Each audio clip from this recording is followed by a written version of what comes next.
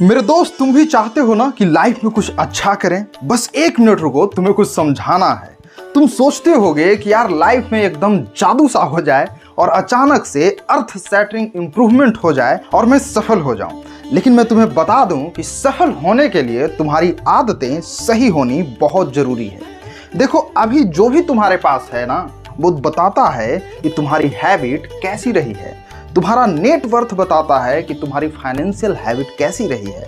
तुम्हारा वजन बताता है कि तुम्हारी खाने पीने की हैबिट कैसी रही है। और तुम्हारा नॉलेज बताता है कि तुम्हारी सीखने की हैबिट कैसी रही है।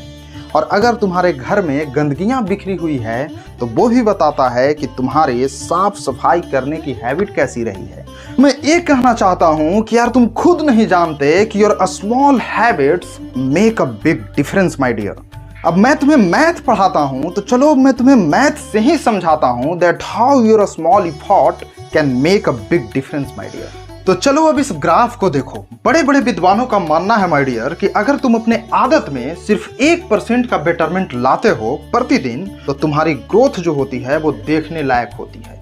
वो एक्सपोनेंशियल रूप धारण कर लेती है। चलो इसको मैं तुम्हें इस ग्राफ के जरिए समझाने का प्रयास करता हूँ।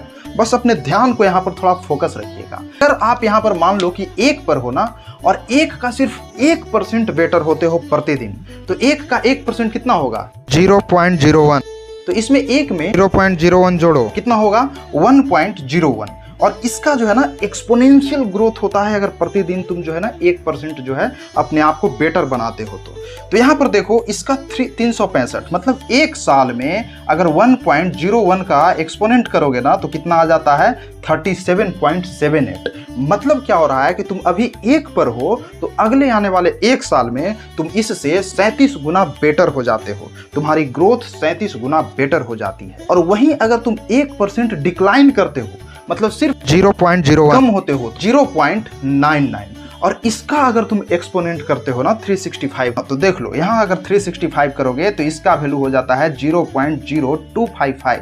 मतलब कि लगभग तुम 0 के करीब आ जाते हो। तो इससे क्या समझ में आ रहा है कि तुम्हारी 1% बेटर होना तुमको 1 साल में 37 गुना एडवांस बना देता है, और वहीं 1% डाउन होना प्रतिदिन तुमको 0 के करीब लेके आ जाता है। सो इसीलिए मैं तुम्हें कहता हूं कि if you are not upgrading my dear, that means you are downgrading. तो आप क्या सोचते हो इस विषय के बारे में? कमेंट में जरूर बताइएगा। मिलते हैं किसी नेक्स्ट वीडियो में। धन्यवाद।